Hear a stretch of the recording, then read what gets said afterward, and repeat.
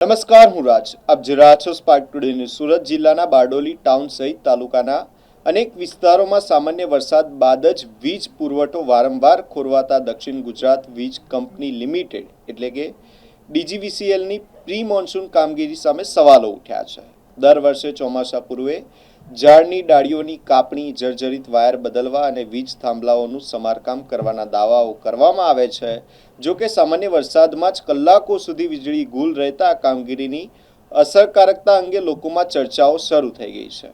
Bardoli town તેમજ તાલુકાના વિવિધ વિસ્તારોમાં વરસાદ દરમિયાન અને બાદમાં લાંબા સમય સુધી વીજ પુરવઠો બંધ રહેવાની ફરિયાદો સામે આવી છે. વીજ વાયરો અને ઝાડની ડાળીઓ પડવી, ફ્યુઝ ઉડી જવા અને ટેકનિકલ ખામીઓના કારણે લોકોને ભારે હાલાકીનો સામનો કરવો પડી રહ્યો છે. સ્થાનિકોના આક્ષેપ મુજબ વીજ પુરવઠો ખોરવાય ત્યારે ફરિયાદ માટે હેલ્પલાઇન નંબર અને સંપર્ક કરવામાં પણ મુશ્કેલી પડે છે અને લાંબા સમય સુધી યોગ્ય પ્રતિસાદ મળતો નથી. ચોમાસાની શરૂઆત જ વીજ પોલ પર ઉગી નીકળેલી વેલા અને વનસ્પતિઓને કારણે સુરક્ષાને લઈને પણ ચિંતાઓ વ્યક્ત થઈ રહી છે. વારંવાર વીજ પુરવઠો ખોરવાતા લોકોમાં ડીજીવીસીએલના કારભાર સામે નારાજગી જોવા મળી રહી છે.